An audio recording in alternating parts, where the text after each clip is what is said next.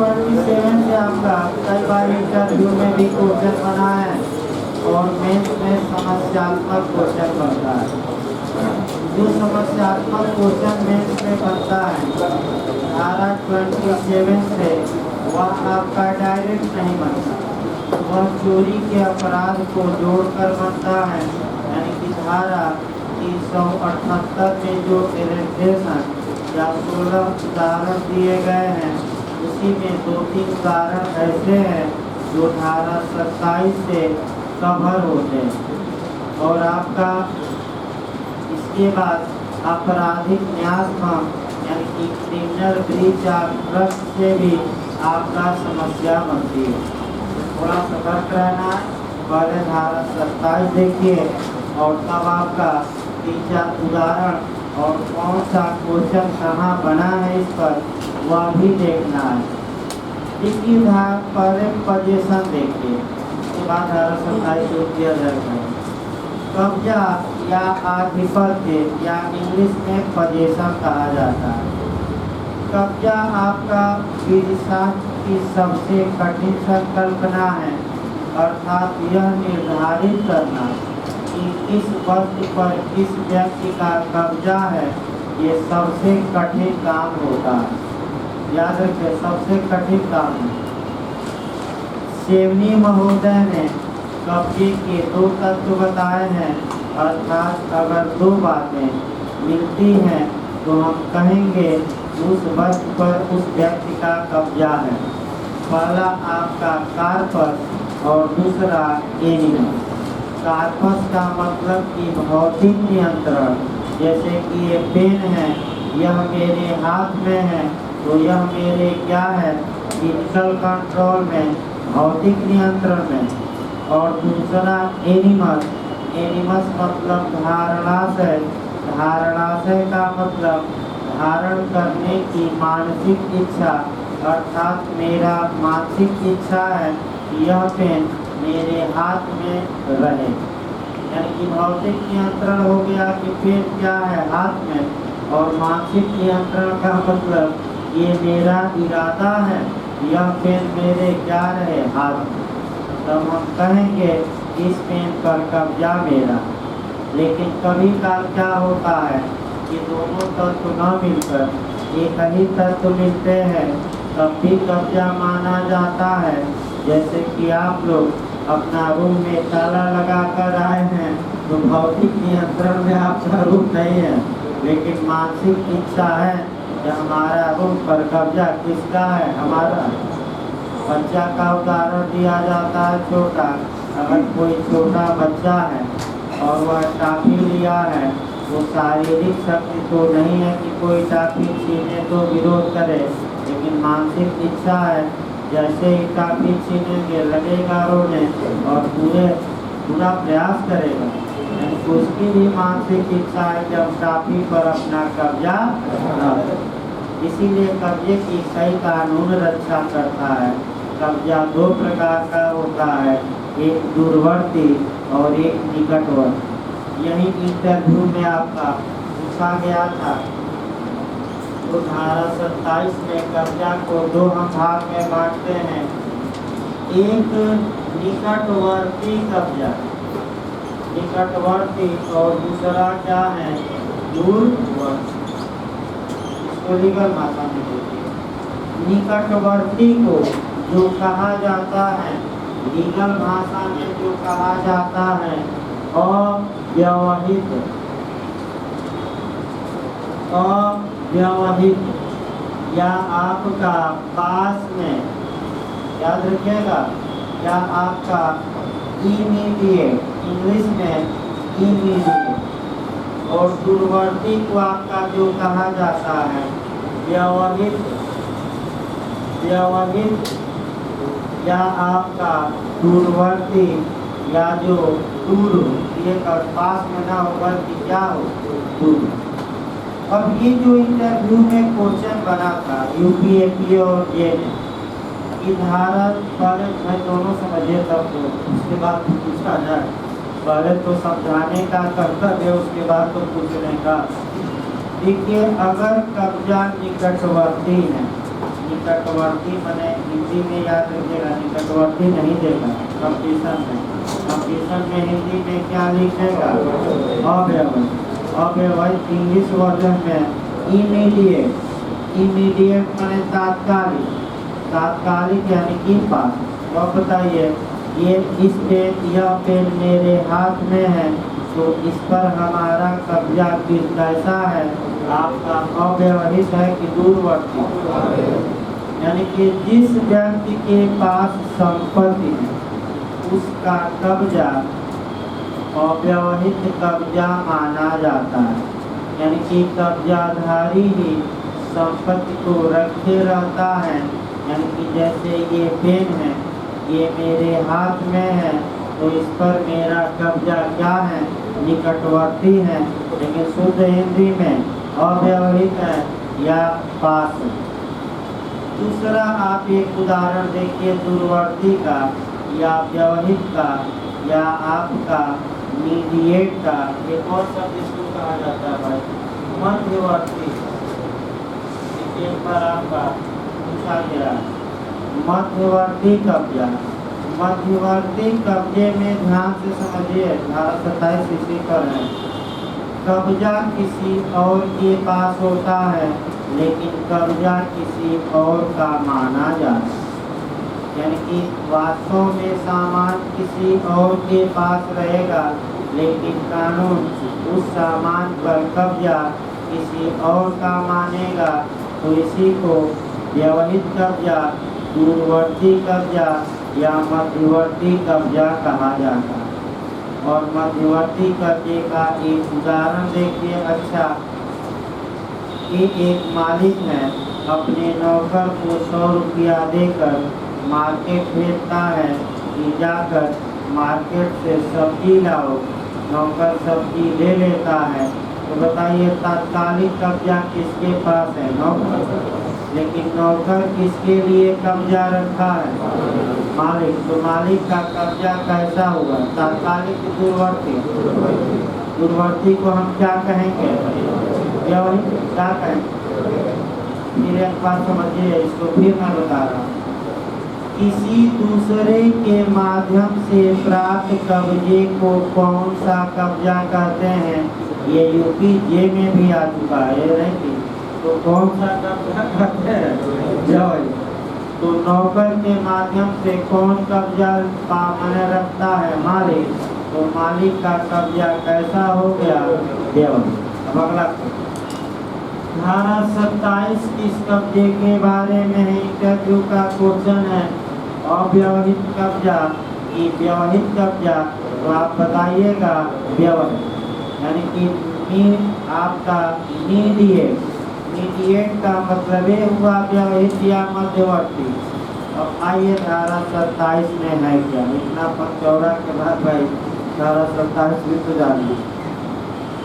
कुछ दशाओं में यदि पत्नी का, अगर पति के लिए कुछ दशाओं में अगर पत्नी या सेवक या लिपि कब्जा रखते हैं, तो कुछ दशाओं में इनका कब्जा इनका न मानकर पत्नी कब्जा रखी है तो पति का कब्जा माना जाएगा।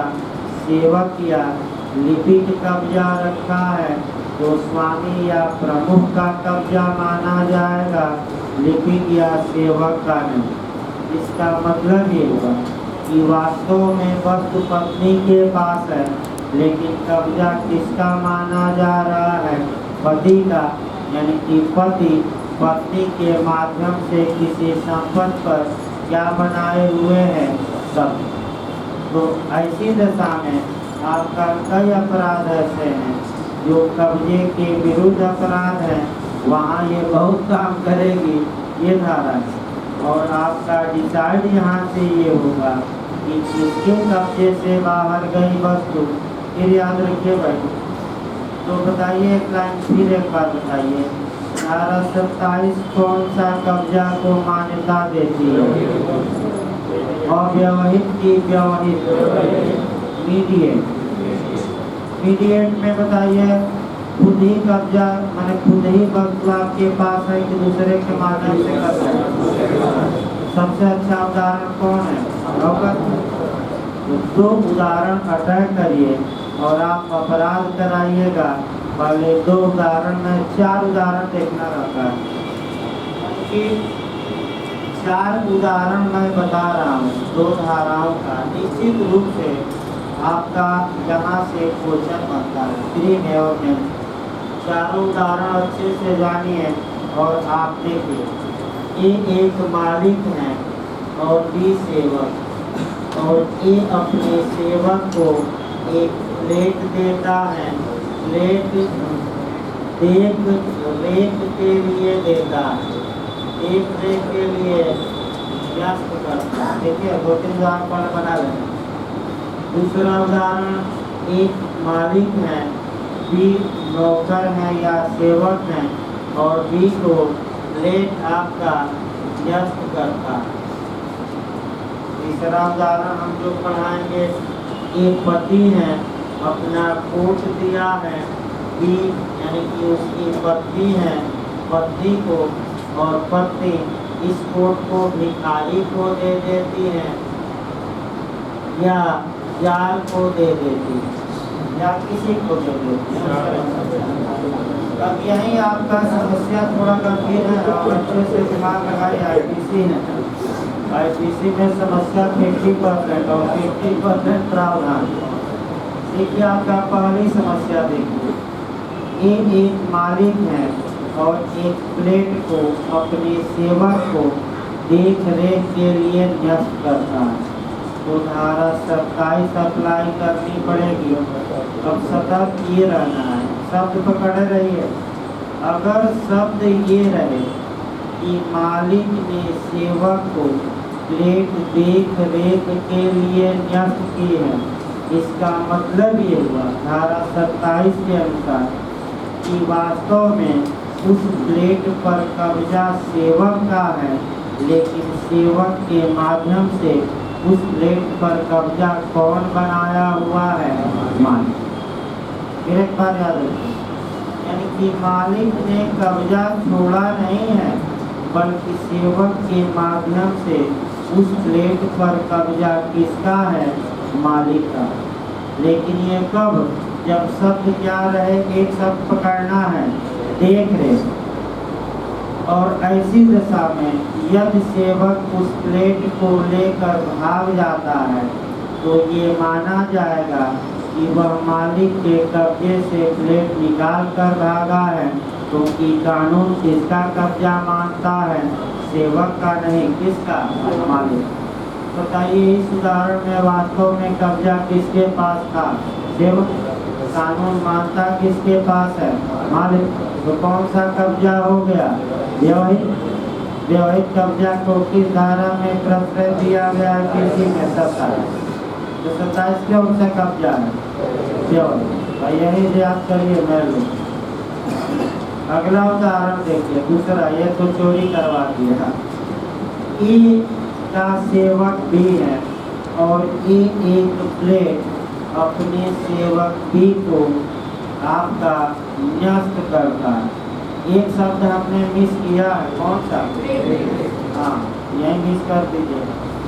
जैसे ही देख रेख शब्द मिस हो जाए, यानी कि इसका मतलब ये हुआ कि मालिक ने प्लेट का कब्जा छोड़ दिया है और किसको कब्जा दे दिया है? सेवक। और तब सेवक अगर प्लेट को मैंने मिसयूज कर दे, प्लेट को बेचकर पैसा बना ले, लेकर भाग जाए, तो चोरी न करवाइएगा। ये विश्वास भंग हुआ, गबन हुआ, अमानत में खयानत हुई, यानी कि ब्रीच ऑफ ट्रस्ट हुआ, यानी कि आपका आपराधिक न्यास था। और ये मामला जाएगा 408।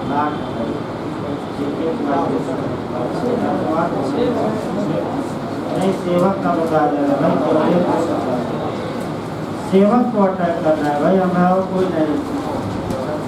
408। फिर एक बार देखिए, फिर एक बार भाई आपका बता दिया जाए तो लोग कंफ्यूज मत आ रहा है।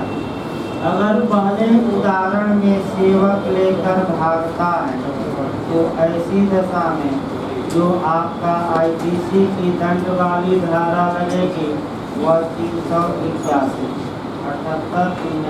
381। और दूसरे उदाहरण में आईपीसी की धारा 408 अप्लाई है। यानी कि सेवक द्वारा स्वामी की संपत्ति की चोरी के लिए दंड किसमें है 381, और सेवक द्वारा स्वामी की धरोहर संपत्ति का मिसयूज करना किसमें है, पूरा नहीं, चोरी नहीं, सेवक पर अटैक करना है। अब भाई कोई समस्या आपको बताइए, नहीं तो आपका एक शब्द पर देखिए अपराध बदल गया। देख रेख रहे तो क्या मारेंगे, चोरी, और देख रेख न रहे केवल न्यास किया है तो क्या मारेंगे, आपराधिक न्यास। दूसरा उदाहरण मान लीजिए ये वकील साहब का कोर्ट गिरवा देंगे, कोर्ट हमेशा आते हैं तो उतार करते हैं। ये मान लीजिए वकील साहब हैं, अपना नियम है 27 में, और कचहरी से आए या हाई कोर्ट से, और हाई कोर्ट से आकर अपनी पत्नी को कोर्ट दिए गिरफ्त, पत्नी ने कोर्ट रख दिया। अब एक भिखारी आया और पत्नी ने वह कोर्ट, यानी भिखारी कांप रहा था तो पत्नी ने वह कोर्ट भिखारी को दे दी। अब पहला नियम ये जानना है कि उस कोर्ट पर, कोर्ट का उदाहरण है, उस कोर्ट पर वास्तव में कब्जा पत्नी का है, लेकिन पति का भी है, क्योंकि पत्नी के माध्यम से कौन कब्जा रखते हैं, पति। तो पत्नी का तात्कालिक कब्जा और पति का मध्यवर्ती या व्यवहित कब्जा, किसको व्यवहित है, तो पत्नी को देने को हक नहीं है। क्यों? क्योंकि ये कोर्ट पर कब्जा पत्नी के माध्यम से कौन बनाए रखा है, पति।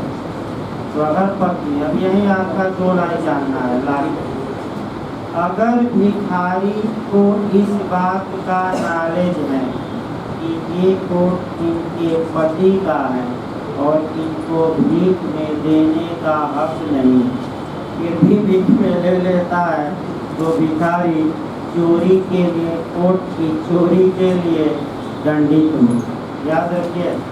लेकिन अगर भिखारी सद्भावना पूर्वक विश्वास करता है कि इनकी पत्नी को कोर्ट भीख में देने का क्या है, अधिकार है, तब किसी दंड का भागी नहीं। यानी कि कोर्ट लेने वाले पर निर्भर करेगा कि वह सद्भावना में कार्य किया कि दुर्भावना, जानते हुए तब अपराध और अनजाने में तो अपराध। सेम यही उदाहरण क्या पर भी चलता, अलग से बताने की कोई आवश्यकता नहीं। 27 भी समाप्त हो गई। 28 में आपका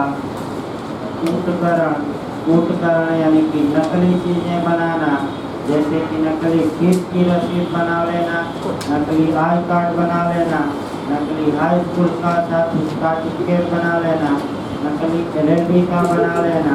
तो कई अधिवक्ता ऐसे हैं जो नकली सर्टिफिकेट बनाकर आज भी हाई कोर्ट में क्या करते हैं, एक पकड़े भी गए, बहुत मामला आपका हाई लेवल हो गया, एक पकड़े गए थे अधिवक्ता, उनका ना तो नामांकन ना कहीं, बस वो जुगाड़ लगाकर किसी का ले लेते थे, बस एक बार पहुँच गया असली आदमी, भाई हमेशा इन्हें थोड़े अधिवक्ता लगाएंगे, और पकड़ लिए गए, आयार हुई तमाम चीज़।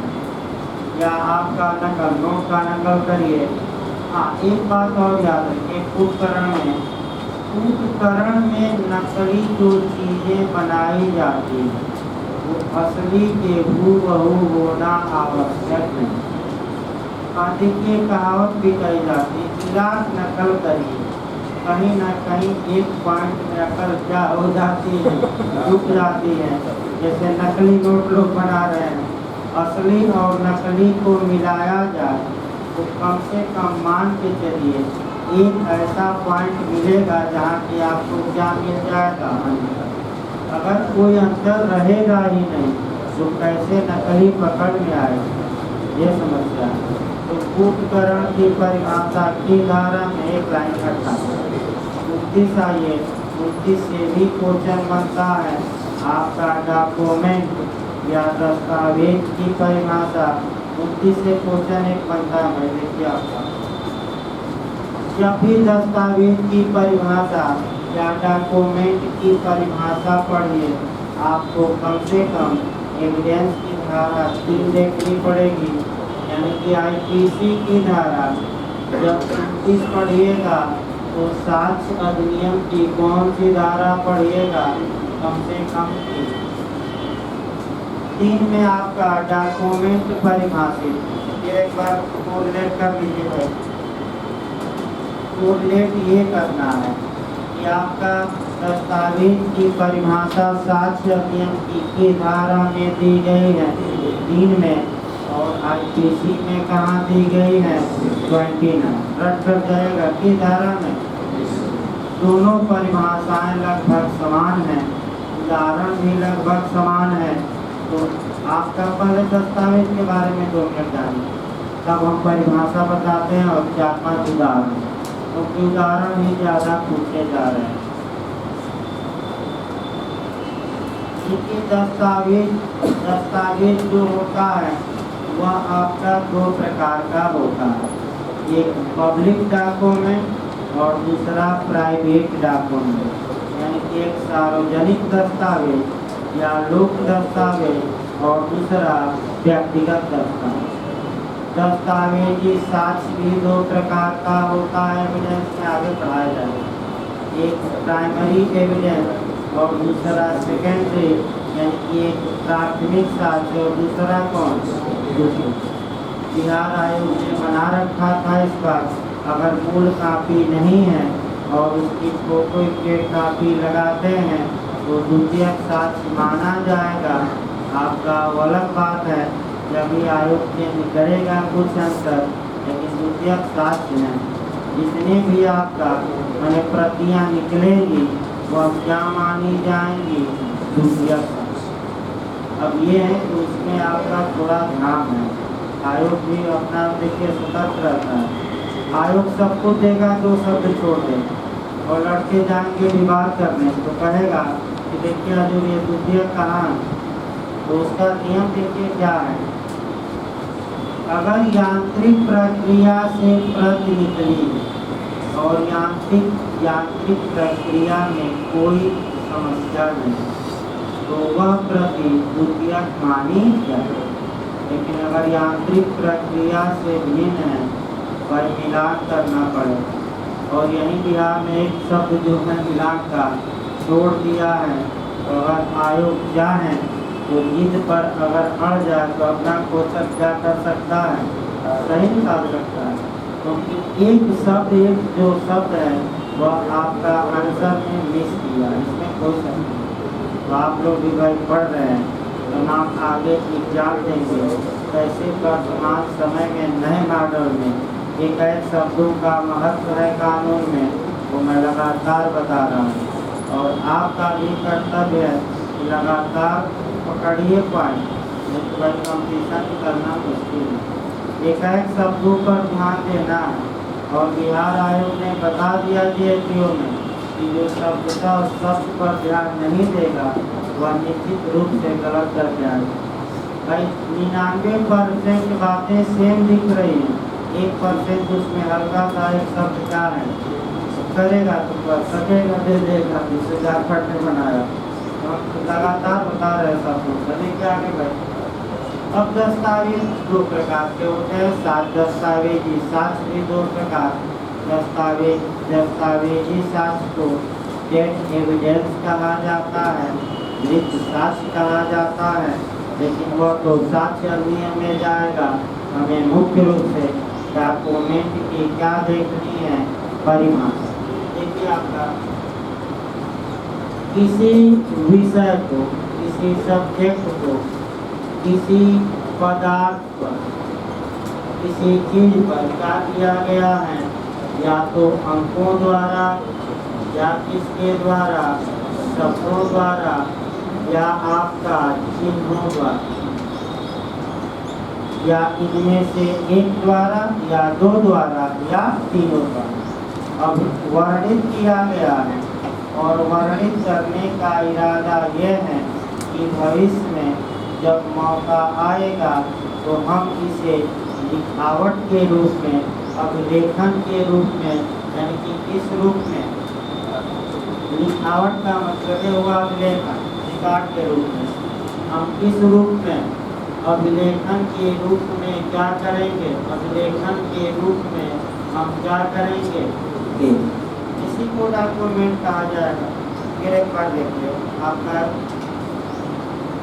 जब किसी विषय को किसी पदार्थ पर वर्णित किया गया, लिखा गया, चीज बनाया, कैसे वर्णित किया गया है, अंकों द्वारा, यानी कि 1 2 3 या रोमन अंक जो भी लिखे, या शब्दों द्वारा, यानी कि इंग्लिश या हिंदी या उर्दू जो भी लिखा गया सब, या किसके द्वारा, चिन्ह। बताइए चिन्ह दस्तावेज में आएंगे कि नहीं आएंगे? या तो किसी विषय को किसी पदार्थ पर या तो केवल अंक द्वारा, या केवल शब्द द्वारा, या केवल चिन्ह द्वारा, या कुछ अंक कुछ शब्द हैं, कुछ शब्द कुछ चिन्ह है, या कुछ अंक और कुछ चिन्ह है, या उसमें कुछ अंकों का प्रयोग किया गया है, कुछ किसको शब्दों का और किसका, एक भी हो सकता है, दो भी और एक साथ तीन हो। वो अभिलिखित किया गया है, और अभिलिखित करने का इरादा क्या है कि भविष्य में हम इसे अभिलेखन के तौर पर क्या करेंगे, पेश करेंगे। तो हम उसी को क्या कहेंगे, आपका दस्तावेज। और समस्या यह आई कि आप लोग 5-6 उदाहरण देखिए, लेकिन पहला अटैकिंग वहाँ करना रहता है जहाँ से कि क्वेश्चन बार बार पूछा जाता है।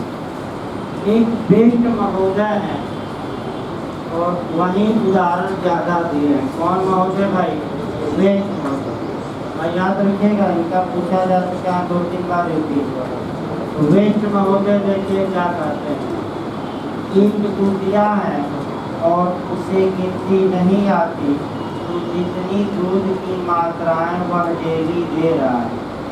एक लकड़ी के पटरे पर या दीवार, जहाँ भी लकड़ी का पटरा या दीवार, एक लकड़ी के पटरे पर उतना चिन्ह बनाता जा रहा है। क्या ये जो लकड़ी के पटरे पर चिन्ह बनाया गया है, क्या ये डॉक्यूमेंट या दस्तावेज माना जाएगा? परिभाषा पर सेट तो करिए। बताइए किसी विषय को, तो बताइए किस विषय को कह रहा है, दूध की मात्रा। किस विषय को, किस पदार्थ पर, तो लकड़ी के पटरे को। और कैसे, बताइए अंक द्वारा नहीं, शब्द द्वारा नहीं, लेकिन क्या द्वारा। और इरादा क्या है कि भविष्य में जब दूध की मात्रा को लेकर विवाद उत्पन्न होगा तो हम ये चिन्ह क्या करेंगे। बताइए परिभाषा में सेट हो गया नहीं। तो उसी प्रकार का गजनी फिल्म आ जाए, फिल्मों का मैं देख रहा हूँ, मायूस हो गया पीछे वाले, मायूस ना हुए, हम है तो मायूस किस बात की, और हम है तो कंपटीशन से क्या डरना, कंपटीशन से डरना नहीं है।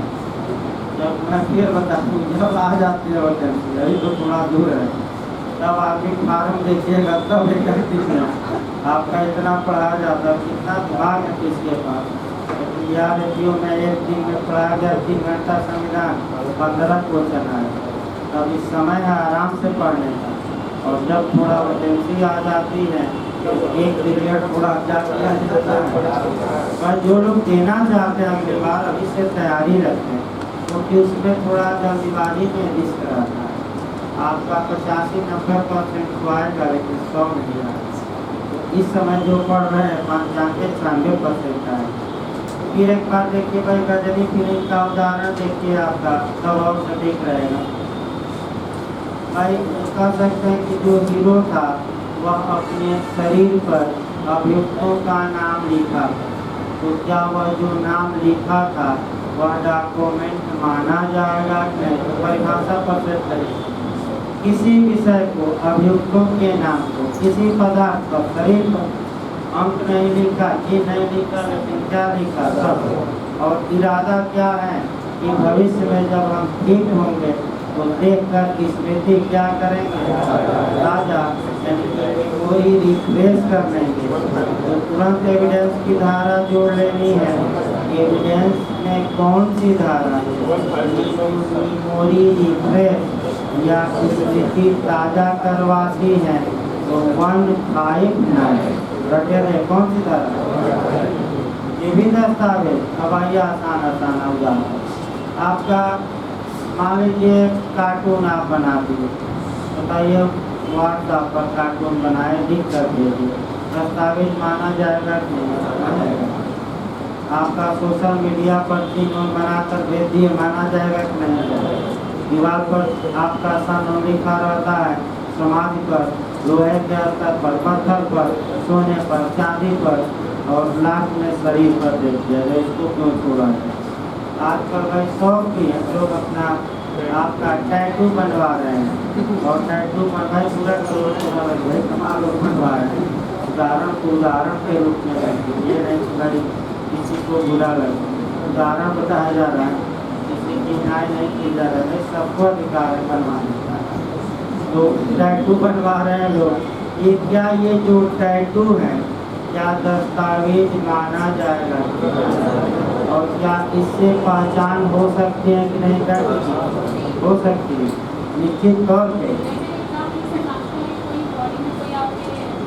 तो हो गया उसका एविडेंस ज़्यादा चलेगा सारा 9 में। अब वो एग्जाम सही बता रहे हैं, लेकिन वो डिटेल में हम पढ़ाएंगे, ये नहीं कि समाप्त हो जाएगा।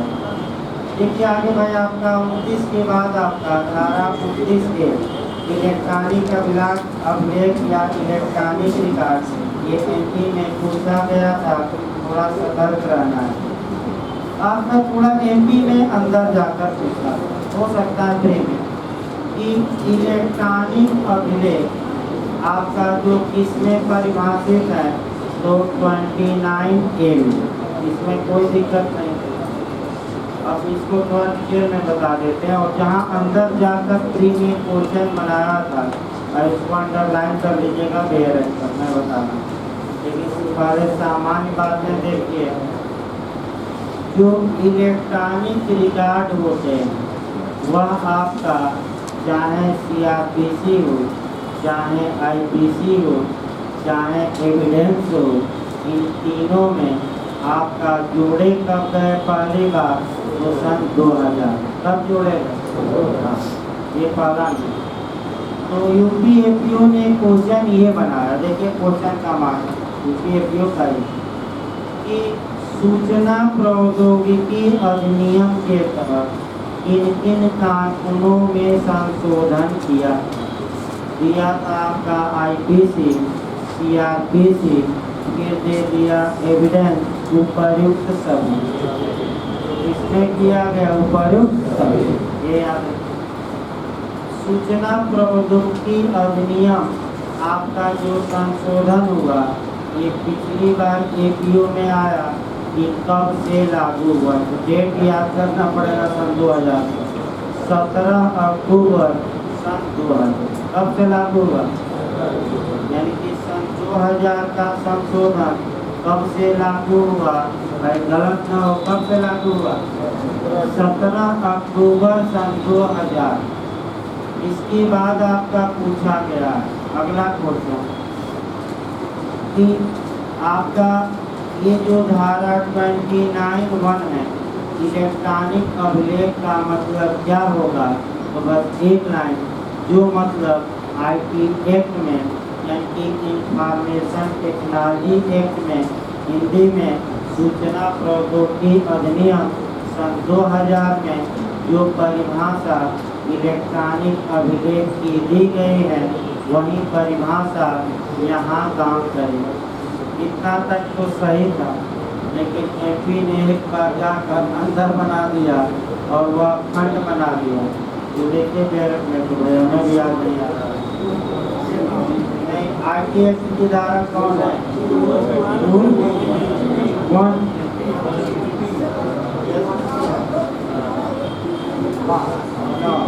इंग्लिश में ये याद करके जाइएगा।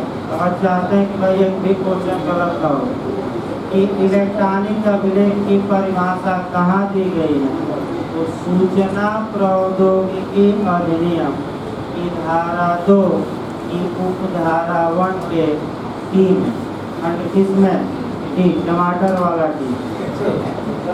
ठीक है, हाँ। बता दिया जाए ना, नहीं ना। चलिए तू आगे देखा जाए भाई, धारा 30 देखा जाए, पट गया इतना बजा बहुत हो गया। धारा 30 में वैल्यूएबल सिक्योरिटी या मूल्यवान प्रतिभूति, इसमें थोड़ा सतर्क रहना है। जो लोग भाई MP और राजस्थान देना चाहते हैं, वहाँ आपका थोड़ा मॉडल अलग बनता है। वहाँ मॉडल ये बनता है कि मूल्यवान प्रतिभूति की लिस्ट बनाई जाती है कि कौन मूल्यवान प्रतिभूति माना जाएगा और कौन नहीं माना जाएगा। लेकिन पहले तो दिमाग में मूल्यवान प्रतिभूति को डालिए, तब तो बताया जाए। पहले तो दिमाग में बैठाइए। देखिए, मूल्यवान प्रतिभूति का मतलब ये कि ऐसा कोई दस्तावेज, अब ये ना कहेगा कि दस्तावेज क्या है। अभी हमने दस्तावेज को परिभाषित किया, फिर एक बार बता रहे हैं। किसी विषय को किसी पदार्थ पर किसके द्वारा, या तो अंक या किसके या शब्द द्वारा, या एक या दो या तीन द्वारा वर्णित किया गया, और इरादा क्या हो कि भविष्य में अवलेखन के तौर पर हम क्या करेंगे। अब आइए, मूल्यवान प्रतिभूति आइए।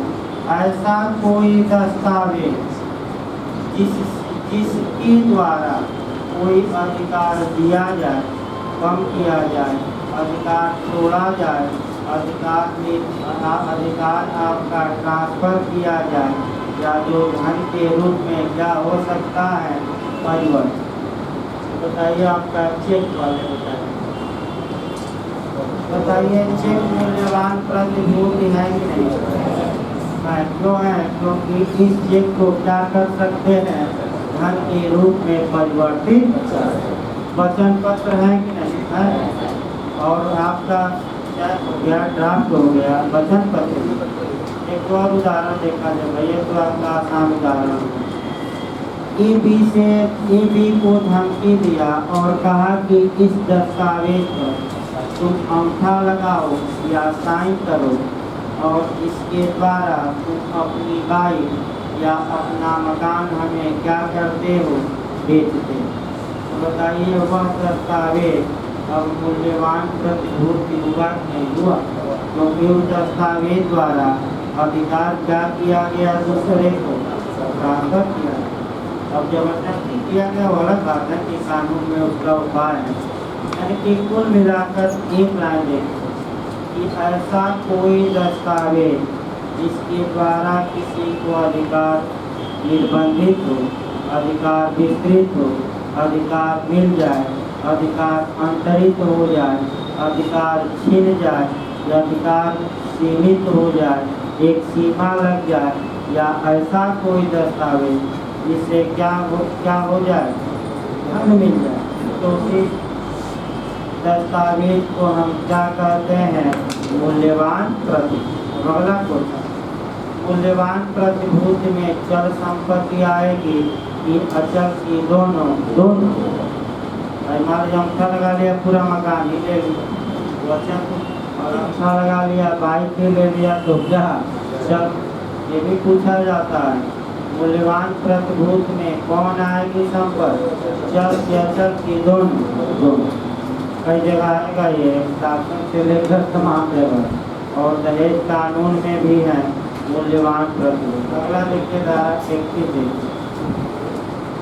धारा 31 में बिल, चूहे वाला बिल है।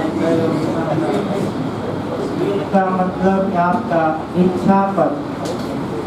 इच्छा पत्र का मतलब हुआ वसीयत। तो लिख लीजिएगा, धारा 31 में इच्छा पत्र या विल या वसीयत। देखिए, वसीयत आपका बताना पड़ेगा, तो 5 मिनट देखते वही जा। वसीयत के लिए तमाम धाराएं चलेगी, पहले वसीयत बताते हैं।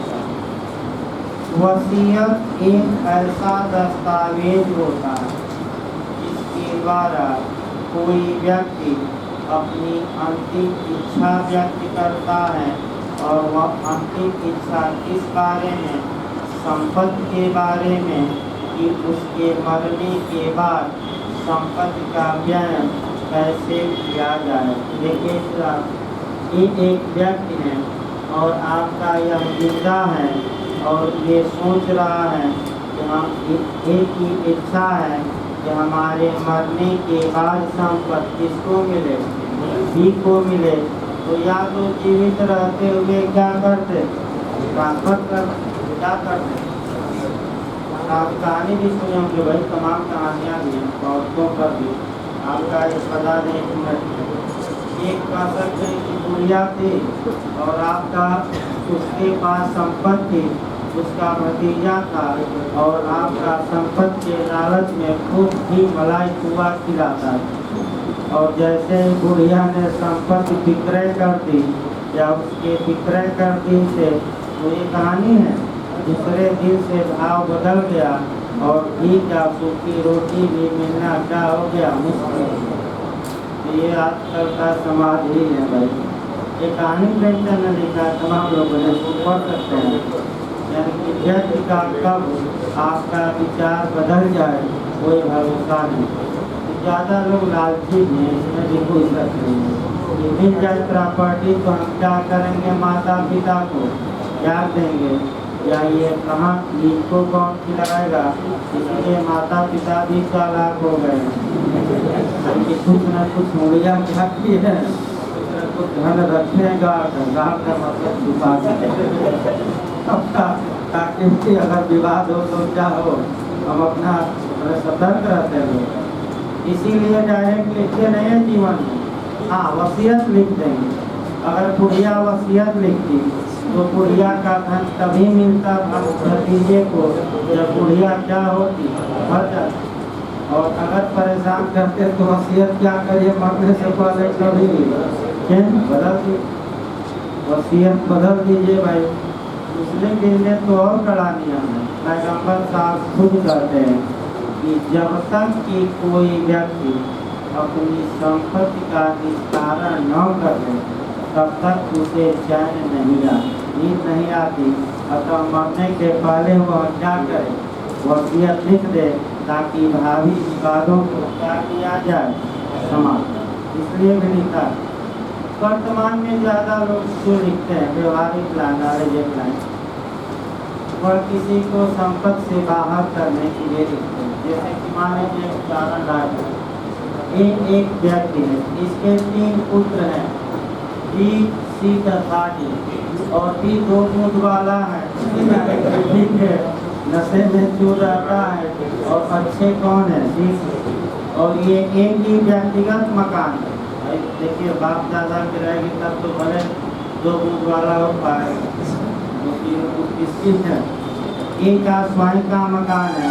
तो ये वसीयत जब अपने मकान से भी को क्या करते हैं बाहर, और इसको हमारे मरने के बाद आधा हिस्सा मिलेगा। लेकिन ये कब वसीयत लिख सकता है, जब एक का मकान हो कि इसके बाप दादे में भाई भी हिस्सा पाएगी। अब तो लड़कियां भी लड़कों के क्या पाएगी, बराबर। ये नहीं